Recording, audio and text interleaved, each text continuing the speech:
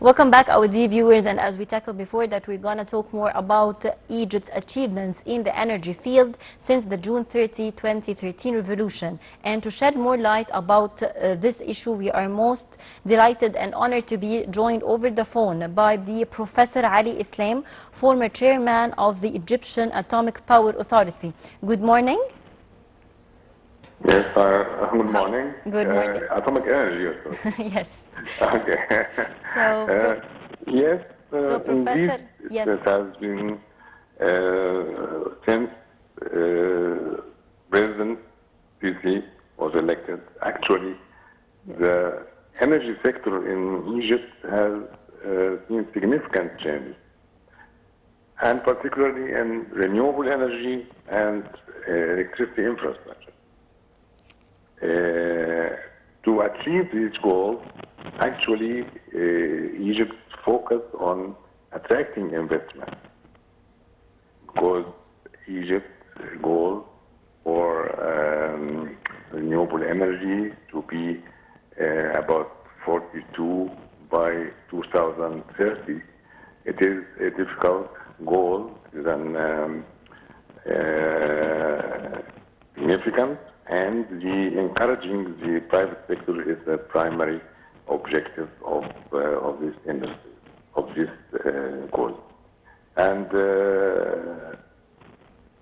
first, we need to intensify efforts to attract investment in the renewable energy sector and to maximize the use of new and renewable energy sources, and also to have enhance the grid capacity for transporting electricity. And actually, the most important issue actually is localizing renewable energy industries, because without this effort for localization energy component or renewable energy component, it is only just importing. But now it is very important to manufacture the components for the renewable energy project, and to secure electricity by diversification of energy sources, and of course improving the quality of services for citizens, and great effort has been in this respect. Also in the field of nuclear energy. Yes. Nuclear energy is now in focus, and it's a plan to build 4 units, each unit 1,200 megawatts. And this is important because it is a driving force for all the sectors in Egypt, not only a power generating project, but it leads all the development in scientific field and universities and research, and also localization of some of the components by participating in the construction of components in the first reactor. And we have now started really to build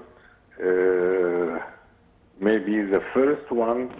It is targeted to be commissioned in next year, 2026, and the project is envisaged to be completed by 2030.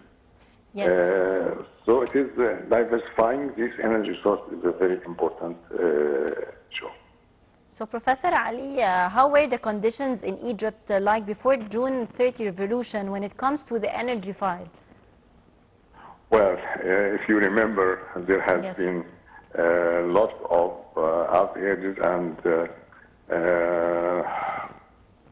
electricity was interrupted several times, and many times during the day, and it has been less than the demand.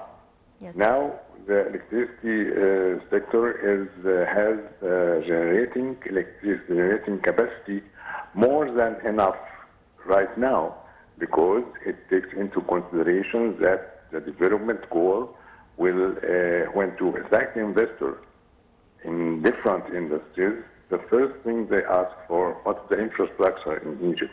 We have a wonderful infrastructure in roads and etc., but to a generating power to build imagination how this would be in 30 years, for example. Yes, so what were the main reasons behind the crunch energy crisis in Egypt faced before the revolution?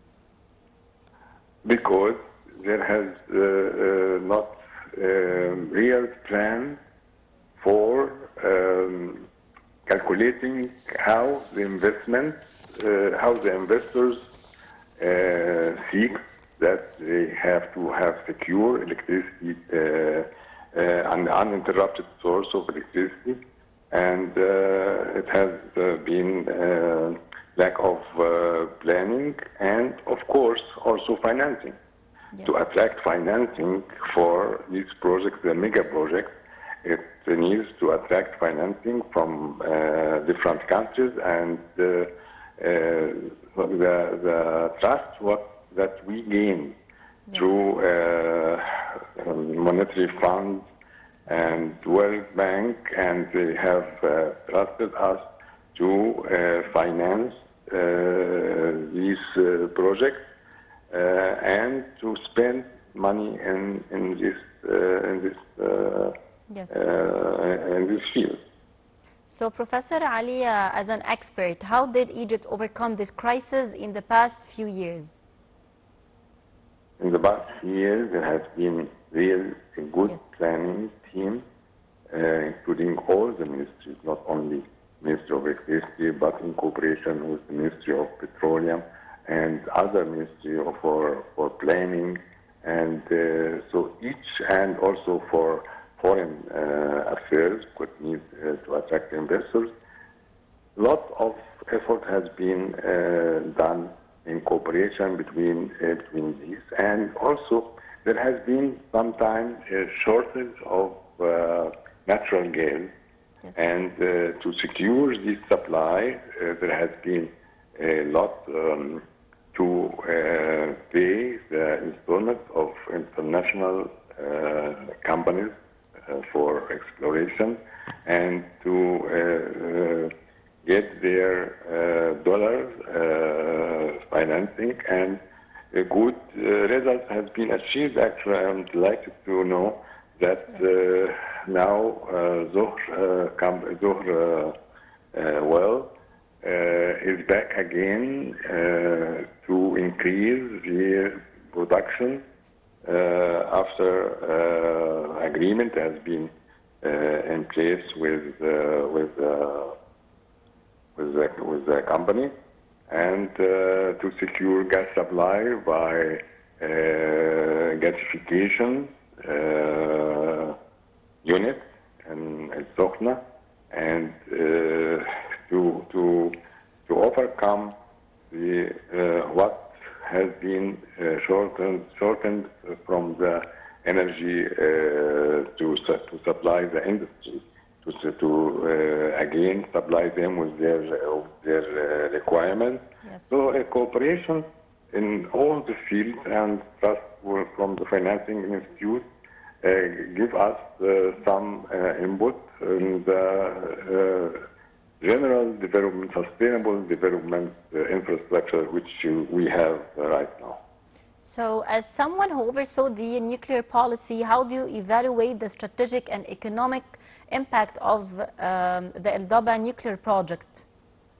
The Daba nuclear power project is one the biggest project in Africa, actually, for generating electricity, and it is a success story because we have been always dreaming of constructing such a project since the early 60s, but only recently, starting in the construction by 2022, a great effort has been done to achieve all the requirements for the building such a project, and taking into consideration that safety is a prime goal, that you produce clean energy which shorten the requirement for burning fossil fuel, and so it is a clean source for climate, and also to secure electricity, the base load of electricity. So compared to other renewables, you need some storage facilities. But the nuclear power plant in Sabah will secure electricity. It is envisaged that by 2030, the whole 4 units will be linked to the grid, and it is a project that encourages the research and economic development of the country and secure real jobs, and also the most important, that transfer of knowledge and localize some of the components so that the next unit will be have a local component of substantial percentage. Yes, so after experiencing costly gas imports and blackouts in 2024, did the shift to nuclear reflect a strategic pivot toward energy security? And how do renewables complement or complicate that? Of course, it will reduce the need to import gas and save foreign currency for importing the natural gas and other petroleum oil components, which actually now costs a lot for importing this petroleum oil project. And as a matter of fact, that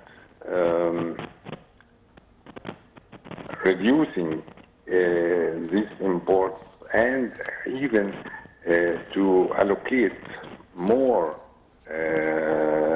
fossil oil and natural gas to an efficient way of producing, for example, petrochemicals. It will have a great added value, and not just to burn these oils valuable, and it is actually non-renewable because it will be exhausted. Any abstraction,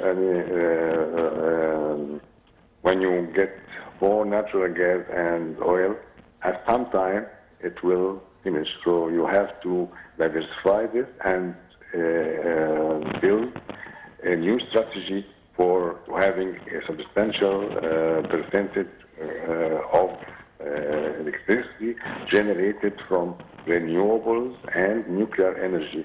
It will be very good to have this, and also securing jobs and development of the whole country, and raise the level of scientific research and learning and teaching in universities and all over Egypt. So it is a unique project, which is I'm very delighted to that President Sisi emphasized that the timely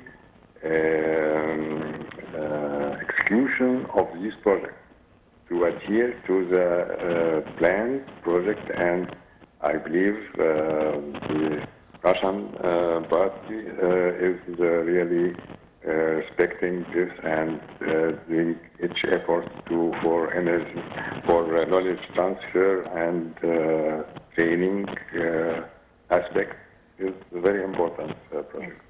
Yes. So what's your view on Egypt's ambition to reach a 42% renewable share by 2030? Does nuclear strengthen or strain that goal? Well, it is actually a goal which we all try to achieve.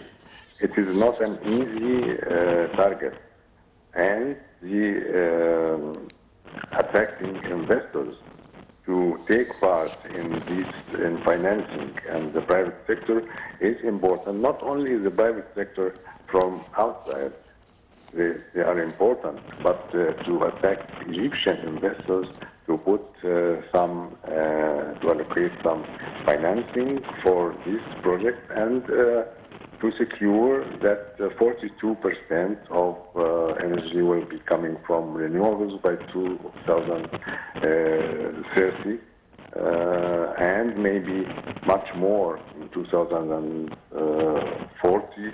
I heard about 60%. So it is